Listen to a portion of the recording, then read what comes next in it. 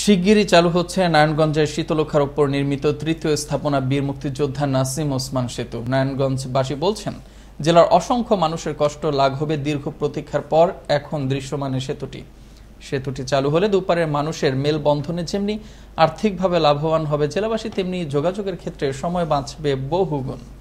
নারায়ণগঞ্জ থেকে সৈয়দ সিফাত লিঙ্কনের প্রতিবেদনে থাকছে বিস্তারিত। নারায়ণগঞ্জ সদর ও বন্দরবাসীর প্রাণের দাবি এখন বাস্তবায়নের দিকে। ইতিমধ্যেই ৯৭% কাজ সম্পন্ন হয়েছে। ৬ লেনের ১.১০ কিলোমিটার এই সেতুটি দাঁড়িয়ে আছে ৩৮টি ভিতের উপর। সেতুটি হয় এখানকার মানুষের মাননেও বৃদ্ধি পেয়েছে। একটা গর্ভবতী মা মনে করেন যে যাইতে হইলে কষ্ট হয়, কারণ গাড়ি টাড়ি পাওয়া যায় না। বিভিন্ন জায়গায় যেতে হলে আমাদের শহরে যেতে হয়। আমাদের ব্রিজটা অনেক খুব ভালো হয়েছে। এদিকে জায়গার মানগুলো বাড়ছে, দ্রুত এটা উদ্বোধন হোক, এটা কার্যকরী হোক, এটা আমরা আমাদের আশাবাদী। তাছাড়া শিক্ষা ও চিকিৎসা সেবার ক্ষেত্রে আর কোনো ভোগান্তি থাকবে না বলেও স্থানীয়দের মধ্যে স্বস্তি দেখা গেছে। সময় মতন আমরা পাই না, নৌকা পাই না, ট্রলার পাই না, তো এই ব্রিজ হওয়াতে আমাদের অনেক হয়েছে। দেশের উন্নতি হলো, একটা ব্রিজ হওয়াটা দেশের উন্নতি।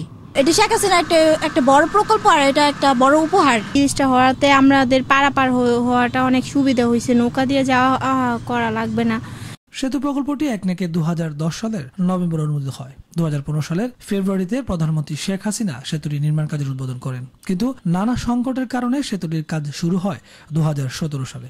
এটি বাস্তবায়নে ব্যয় হয় প্রায় ৬৫০ কোটি টাকা, যা এখন দৃশ্যমান। সেতুটির দুপাশে আপ্রোচ সড়ক নির্মাণ, ল্যাম্পপোস্টের পাশাপাশি শেষ প্রস্তুতি চলছে টোল প্লাজায়। কাজ বাকি আছে, এখন মনে করেন এই যে আমাদের ডালাই দেবো, ব্লক দেবো, এই যে এই সাইডে ব্লক দিতেছি। এখন শেষ পর্যায়ে, আমাদের ব্রিজের শেষ পর্যায়ে আমরা চলে আসছি। এখন আমাদের এই প্রজেক্টটা আমরা আশা করতেছি সেপ্টেম্বরে এই প্রজেক্টটা উদ্বোধন করব।